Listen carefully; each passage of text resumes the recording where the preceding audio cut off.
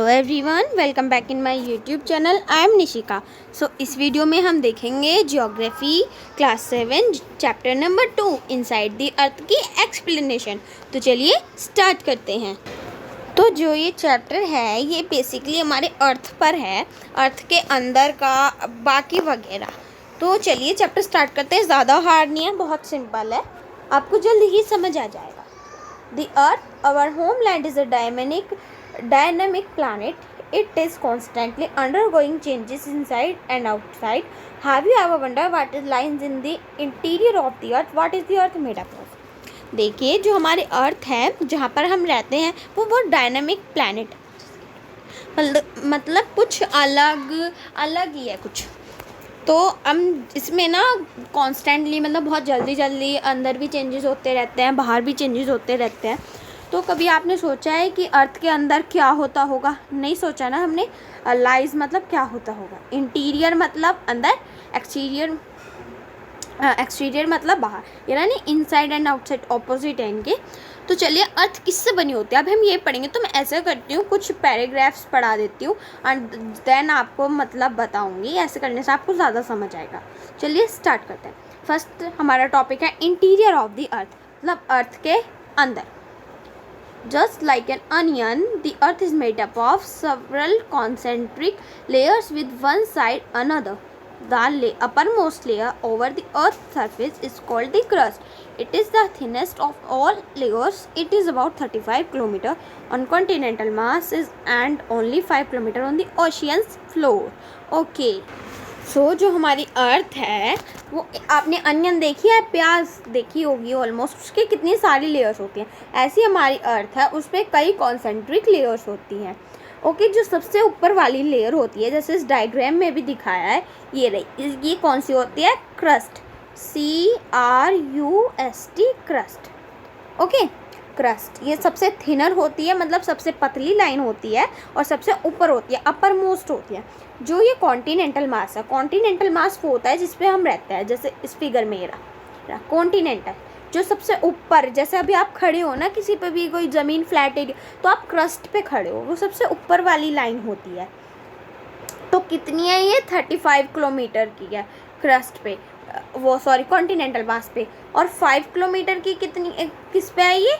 Ocean floor पे, मतलब जहाँ ओशियंस हैं। ओके, अब आगे देखते हैं। The main mineral consist of the continental mass are silica and alumina, thus called Cl। देखिए, जो कॉन्टिनेंटल मास है वो किससे बना है? वो दो मिनरल से बन के बना है। एक है सिलिका, SiLiCa, एंड एक है एल्यूमिना, ALUMIANA। ओके, तो इन दोनों को जो है, ये मिनरल है, इन दोनों से मिलके जो हमारा कॉन्टिनेंटल मास बना है। अब जो सिलिका और एल्यूमिना, इन दोनों को इन दोनों को जोड़ के हमने एक नेम बनाया, दैट इज Cl, SiAl। ठीक है, तो जो है Cl से मिलके बनी है कौन? हमारा कॉन्टिनेंटल मास। अब देखिए, जो ओशियनिक क्रस्ट है, मतलब जहाँ पे ओशियन वाले हिस्से में जो क्रस्ट है जहाँ पे हम रहते हैं, वो दो से मिलके बना है। वो भी एक तो सिलिका से मिलके बना है और एक मैग्नीशियम से मिलके बना है। अब इन दोनों को जोड़ के क्या बन जाता है? सीमा। कैसे? देखिए, सिलिका का तो हमने C ले लिया और वो मैग्नीशियम का हमने क्या ले लिया? मा ले लिया, तो दैट बिकम सीमा। ओके, यहाँ पे देखिए छोटे में करके लिखा भी है सिलिका एंड मैग्नीशियम, इसमें भी ऐसे लिखा है Si का सिलिका एंड Al का एल्यूमिना। अब आगे देखिए, जस्ट बीनीथ द क्रस्ट। अब जो क्रस्ट है, अब हमने ये तो पढ़ लिया, हमारी क्रस्ट लेयर होती है, इसके नीचे जो एग्जैक्ट लेयर है दैट इज़ मेंटल। वो पागल वाली मेंटल नहीं, MANTLE, वो वाला मेंटल। ओके, तो ये भी अर्थ की एक लेयर होती है क्रस्ट के नीचे वाली, उसे हम कहते हैं मेंटल। अब अगर हम क्रस्ट के नीचे इतना खोदेंगे, 2900 किलोमीटर अगर हम खोदेंगे, तो हमें क्या मिल जानी है? हमें मिल जानी है मेंटल। ये रही यहाँ पे। अब देखिए, ये क्रस्ट है, अगर हमने इसके नीचे 2900 किलोमीटर खोद लिया तो हमें मिल जाएगी मेंटल। अब आगे देखिए, अब सबसे जो अंदर लेयर होती है दैट इज कोर। देखिए यहाँ पे इस फिगर, आप इस फिगर को ध्यान से देखेंगे तो आपको सब कुछ अंडरस्टैंड होगा। ये रही सबसे ऊपर हमारी कौन सी है? That is crust.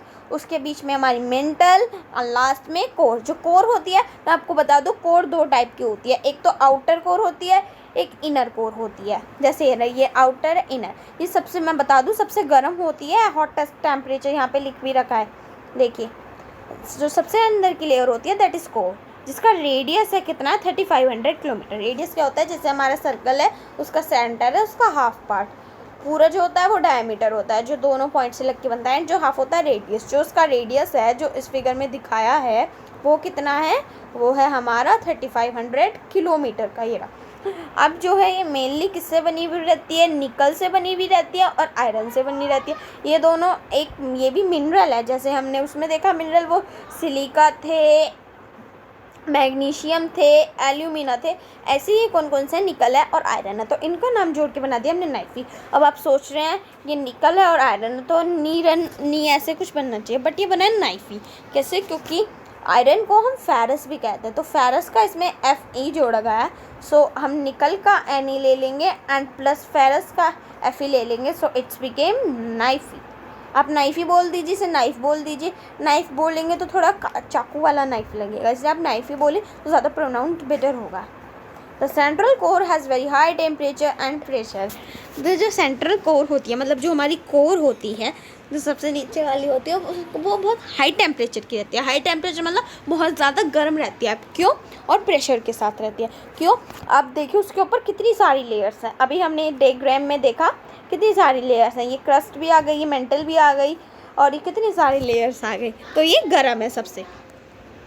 अब देखिए आप जैसे ट्राई कीजिए, घर में मम्मा और हॉट केस में रोटी रखती है, सबसे नीचे वाली ये बहुत सारी हम सोचते हैं सबसे नीचे वाली ठंडी होगी बिकॉज वो सबसे पहले बनी है, बट नहीं, ये सबसे ज़्यादा गर्म होती है बिकॉज उसके ऊपर इतनी सारी रोटियों का टेम्परेचर रहता है, इतनी सारी रोटियों का प्रेशर रहता है, तो वो गर्म रहती है। ऐसे ही हमारे लेयर्स में होता है तो वो गर्म रहती है। अगला हमारा टॉपिक है रॉक्स एंड मिनरल्स। ओके, ज़्यादा हार्ड टॉपिक नहीं है, ये भी आपको अच्छे से समझ आ जाना है। हम पढ़ते हैं। The earth crust is made up of various type of rocks. Any natural mass of mineral matters that make up the earth crust is called a rock. Rock can be different colour, size and texture. देखिए अर्थ का crust जो रहता है वो कई type की rock से बना हुआ रहता है। जो अब any natural mass of mineral matter that make up the earth crust is called a rock. जो नेचुरल मास रहता है हमें खुद मिलता है, जिससे हमारी अर्थ क्रस्ट बनी हुई है, उसे हम कहते हैं रॉक। रॉक मतलब चट्टान, पत्थर। अगर आपसे कोई रॉक की डेफिनेशन पूछे तो यहाँ से लेकर यहाँ तक रॉक की डेफिनेशन बन जानी है, आप इजीली बता सकते हैं। एंड आंसर में इतनी आएगी जितने मैं ब्लू कलर से हाईलाइट कर रही हूँ ना, इतनी आप अपनी बुक में मार्क कर लीजिए ताकि टीचर समझाए आपको तो याद आ जाए कि ये भी डेफिनेशन है।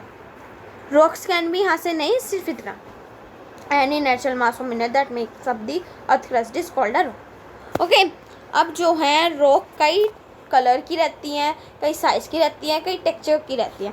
तो 3 टाइप की जो हमारी मेजर होती है वो रॉक होती है। कौन कौन सी?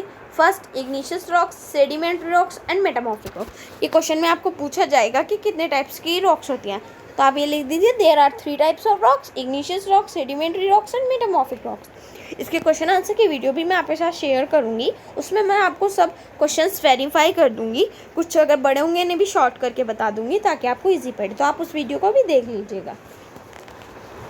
जब उस वीडियो की लिंक आ जाएगी मैं आपको इसके नीचे डिस्क्रिप्शन में उसकी लिंक भी प्रोवाइड कर दूंगी। अब आगे देखिए, देयर आर 3 हाँ, अब मैं आपको तीनों का प्रोसेस बताती हूँ, इसे रीड करके नहीं बताती हूँ, ऐसे ही बताती हूँ, आपको ज़्यादा अच्छे से समझ आएगा, वरना पढ़ने में हमारा जो है वो कंफ्यूज हो जाने हैं हम। अब जो मॉल्टन मैग्मा होता है, वोल्केनो हमारी कैसी होती है? ऐसी होती है, उसमें से क्या निकलता है? लावा। लावा को ही हम क्या देते हैं? मॉल्टन मैग्मा। मॉल्टन मैग्मा मतलब मॉल्टन मतलब पिघला हुआ और मैग्मा मतलब लावा। अब जब मैग्मा बाहर आ जाता है वो ठंडा हो जाता है, नॉर्मली सी बात है, टेम्परेचर के साथ साथ वो ठंडा हो जाता है। जब ठंडा हो जाता है, सॉलिड हो जाता है, तो वो बन जाता है पत्थर, रॉक। जो ऐसे रॉक फॉर्म होती है वो हमारी होती है इग्निशियस रॉक्स। अब भाई इग्निशियस रॉक्स भी 2 टाइप्स की रहती है। कौन कौन सी? एक एक्सट्रूसिव इग्निशियस रॉक्स और एक इंट्रूसिव इग्निशियस रॉक्स। ओके, अब ये ऐसे ही है। अब देखो हमने देखा कैसे बनती है। अब जो मैग्मा बाहर आ जाता है वोल्केनो से, यहाँ पे एक डायग्राम भी है, मैं आपको दिखाती हूँ। इसमें कहाँ है? ये यहाँ देखिए, यहाँ पे पूरे पे प्रोसेस लिखा है कैसे, जब ये मैग्मा बाहर आ जाता है, ठंडा हो जाता है, रेड रेड ही तो रहता है, मतलब आप न्यूज़ में देखते इतने सारे वॉल्केनो ब्लास्ट होने की खबरें आती हैं, तो ऐसे ही ये हो जाना है। अब जो मैग्मा बाहर आ जाता है हमारा, वहाँ पे ठंडा होता है, वहाँ पे सॉलिड होता है, तो उससे जो रॉक्स बनती है वो एक्सट्रूसिव इग्निशियस रॉक्स बनते हैं। एक्सट्रूसिव का मतलब क्या है? एक्सट्रूसिव का मतलब नॉर्मली बाहर, एंड इंट्रूसिव का ऑपोजिट, इसका उल्टा। ऐसे जो लावा अंदर रह जाता है वॉल्केनो के, मैग्मा वहाँ ठंडा होके बनता है, दैट इज़ हमारी intrusive igneous rocks. Okay, I think you got it. बहुत ईजी सा कंसेप्ट है, समझ आया होगा। अब इनके डेफिनेशंस भी बता देती हूँ। अब ये रही इसकी मॉल्टन magma when the water come on the earth surface it replicate, ये बन जाएगी आपकी एक्सट्रूसिव इग्निशियस रॉक्स की डेफिनेशन। एंड आप इसे स्क्रीनशॉट ले लीजिए, यहाँ पे मैं बता देती हूँ कैसे है। स्क्रीनशॉट ले लीजिए या फिर ऐसे ही आप लिख दीजिए किसी में। एंड जो आप इंट्रूसिव किया वो ये रही, कहाँ है ये रही, when the molten magma cools down deep inside the earth crust solid rocks are formed are called intrusive igneous rocks। तो ऐसे हमारी बनती है इंट्रूसिव इग्निशियस रॉक्स।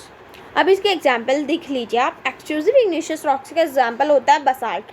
जो डिकैन प्लेट्यू है ना हमारा, वो भी बसाल्ट से बना पड़ा है। अवर लैंडफॉर्म्स आपकी क्लास 6 ज्योग्राफी में एक चैप्टर रहा होगा, अगर आपको याद हो तो उसमें फिगर दी हुई गई है डिकैन प्लेट्यू की। मैं आपको लास्ट में इसमें दिखा भी दूंगी, तो आप वो भी देख लीजिएगा। ओके, जैसे अब वो जो बसाल्ट है, ये किसका एग्जांपल है? एक्सट्रूसिव इग्निशियस रॉक्स का। मतलब लावा जो ठंडा होके बनता है वो बसाल्ट रॉक भी कहलाई जाती है। अब अगला है हमारा इंट्रूसिव का एग्जांपल क्या है? ग्रेनाइट।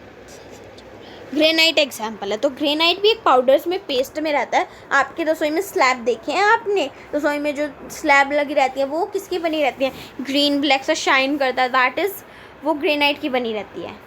ओके, अब आगे देखिए। हाँ, अब आती है हमारी सेडिमेंट्री रॉक्स की। अभी हमने कौन सी रॉक पढ़ी? हमने पढ़ी इग्निशियस रॉक्स। अब हम पढ़ेंगे अपनी सेडिमेंट्री रॉक्स। इसका तो बहुत ईजी प्रोसेस है भाई। अब है कि रॉक्स जो है वो नीचे जाती हैं ऐसे लुढ़क पुढ़क के, ऊपर से पहाड़ी पे से जाती है ना, मूवीज़ में देखते हैं। क्रैक होती हैं, टूटती हैं, एक दूसरों को पीटती हैं, डिशुम डिशुम करती हैं और टूट जाती हैं। किसमें? स्मॉल फ्रेगमेंट्स, मतलब छोटे छोटे पार्टिकल्स में।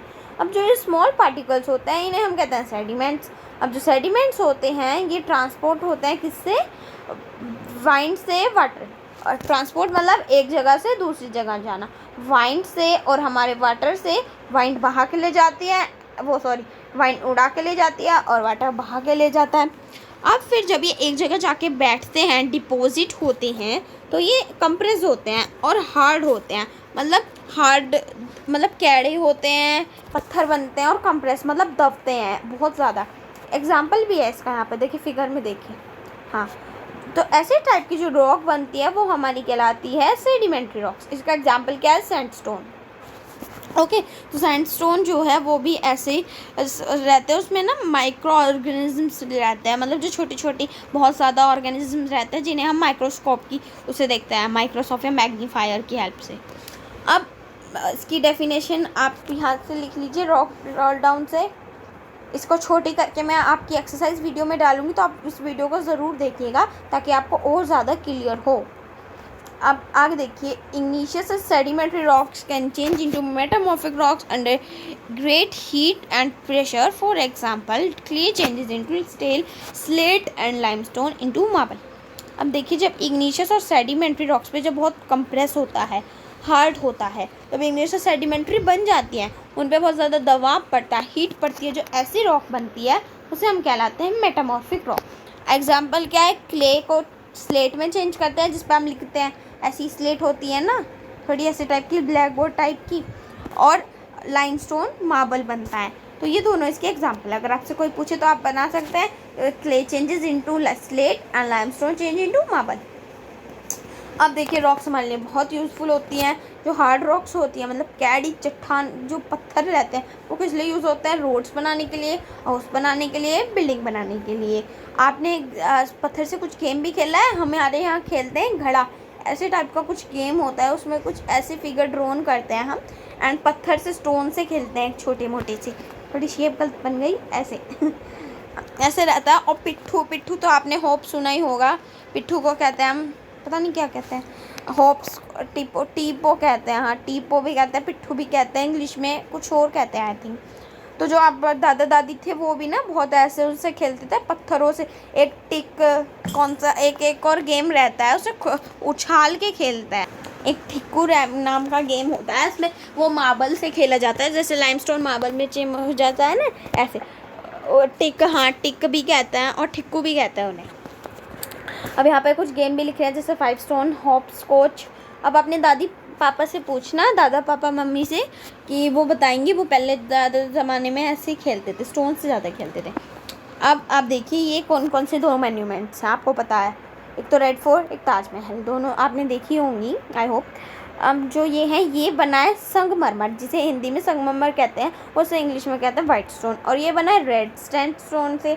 रेड सैंडस्टोन हमने किसका मार्बल बताया था? रेड सैंडस्टोन हमने बताया था मेटामॉर्फिक का। अब ये आपकी समरी करा देते हैं यहाँ पे। देखिए पहले रॉक साइकिल के बारे में समझते हैं। रॉक साइकिल क्या होता है? One type of rock changes to another type under certain conditions in a cyclic manner. This process of transformation of the rock from one to another is known as the rock cycle. Okay. एक type की rock का दूसरी type की rock में change होना, इसे हम कहते हैं रॉक साइकिल। रॉक साइकिल का फिगर आप ये देखिए कितना इजी है। अगर आप बनाना चाहें तो आप ये वाला बना सकते हैं। खैर थोड़ा हार्ड सा भी लग रहा है। मैं इजी का भी आपको लास्ट में इसमें प्रॉमिस ज़रूर दिखाऊंगी। 2 चीज़ का मुझे आपको दिखाना है फिगर, मैं लास्ट में दिखाऊंगी। हम पहले ये समझ लेते हैं। ओके, तो अब हाँ, रॉक साइकिल क्या होता है? एक टाइप की रॉक का दूसरे टाइप की रॉक में चेंज हो जाना अंडर सर्टेन कंडीशन, मतलब कई कंडीशंस के अंदर, और एक साइक्लिक मैनर में। मतलब पहले ऐसे है, देन ऐसे है, फिर ऐसे, फिर ऐसे। ऐसे नहीं, पहले ऐसे, फिर ऐसे, फिर ऐसे, साइकिल के पहिए की तरह एकदम गोल गोल। ओके, अब जो साइक्लिक मैनर में चलता है उसे हम कहते हैं रॉक साइकिल। अब देखिए जैसे इसमें है, पहले इग्निशियस बनती है। कैसे बनती है? जब मॉल्टन मैग्मा बाहर आ जाता है, कूल हो जाता है, सॉलिड बन जाता है, तो उससे इग्निशियस बन जाती है। फिर जब ये इग्निशियस टूट जाती है स्मॉल पार्टिकल्स में, और पानी और उससे हवा से ली जाती है, डिपॉजिट हो जाता है और हार्ड और कंप्रेस होती है, तो हमारी सेडिमेंट्री बन जाती है। और जब ये इग्निशियस और सेडिमेंट्री रॉक को हीट पड़ता है, प्रेशर पड़ता है, वो मेटामॉर्फिक रॉक में चेंज हो जाती है। यहाँ पे मेटामॉर्फिक रॉक की आपको डेफिनेशन मिल जाएगी, ये रही। हाँ, the igneous and sedimentary rocks are subjected to heat and pressure, they change into metamorphic rocks. Okay, तो मैंने आपको देखिए कितने सारे डेफिनेशन दिखा दिए। अगर उसमें पूछा जाए तो आप इजीली कर सकते हैं। अब जो है फिर अगेन यही होता है, क्या कहते हैं, मैग्मा बाहर आ जाता है और वो ठंडा हो जाता है, सॉलिड बन जाता है, फिर इग्निशियस, सेडिमेंट्री, मेटामॉर्फिक। तो था ना इजी कंसेप्ट, बस अब एक और है, हम इसे समझते हैं, दैन हमारा चैप्टर ही कंप्लीट हो जाता है। फिर हमारी आ जाएगी exercise. Rocks are made up of different minerals. Minerals are naturally occurring substances which have certain physical properties and definite chemical composition. Minerals are very useful, important to humankind. Some are used as fuels, for example, coal, natural gas, and petroleum. They are also used in industries, iron, aluminum, gold, uranium, etc. In medicine, in fertilizers, etc. etc. अब देखिए जो rock है वो कई type के mineral से बन के रहता है। मिनरल 2 होते हैं, एक तो खाने वाले खाद्य पदार्थ जो होते हैं, हमें मिनरल मिलते हैं चीज़ों में, और एक वैसे वाले जो हमें ज़मीन के नीचे से नेचुरली खोदने को मिलते हैं। तो ये नेचुरली रहता है, उनमें फिजिकल प्रॉपर्टी रहती है, मतलब अपने आप वो प्रॉपर्टी रहती है। और केमिकल को कंपोजिशन रहता है, वो केमिकल से बने रहता है, अपने आप ही बनता है, कोई बनाता नहीं है उनको। जैसे नेचुरली वर्ड आ रहा है, you can understand by naturally word, हमें अपने आप मिलते हैं वो ज़मीन के नीचे से खोदने से। ये जो है ह्यूमन के लिए बहुत यूज़फुल रहते हैं। कुछ तो फ्यूल के रूप में यूज़ होता है। फ्यूल मतलब ईंधन। ईंधन क्या होता है? जिससे हम आग वाग जलाते हैं, जिससे हमारे कुछ चलाने के काम आता है, मशीन वशीन। कैसे? कोल, कोल हमें नीचे से मिलता है। नेचुरल गैस, वो भी हमें नेचुरली मिलती है। और पेट्रोल, पेट्रोल तो मिलता ही है। अभी इंडस्ट्री में यूज़ होता है। कैसे? आयरन के रूप में, एल्यूमिनियम के, गोल्ड के, यूरेनियम के, और एक्सेट्रा। और मेडिसिन में भी यूज़ होता है, एंड इन फर्टिलाइजर्स ऑल्सो। सो ऐसे होता है ये आपका चैप्टर कंप्लीट। बस इतना ही था, कुछ ज़्यादा नहीं था। आई होप आपको समझ आया होगा। अगर आपको अच्छा लगे, समझ आया, तो अपने लाइक कीजिए, अपने फ्रेंड्स के साथ शेयर कीजिए। कुछ क्वेरी हो तो कमेंट्स बॉक्स में लिखिए, एंड मेरे चैनल को सब्सक्राइब करना ना भूलें। Thank you, bye bye.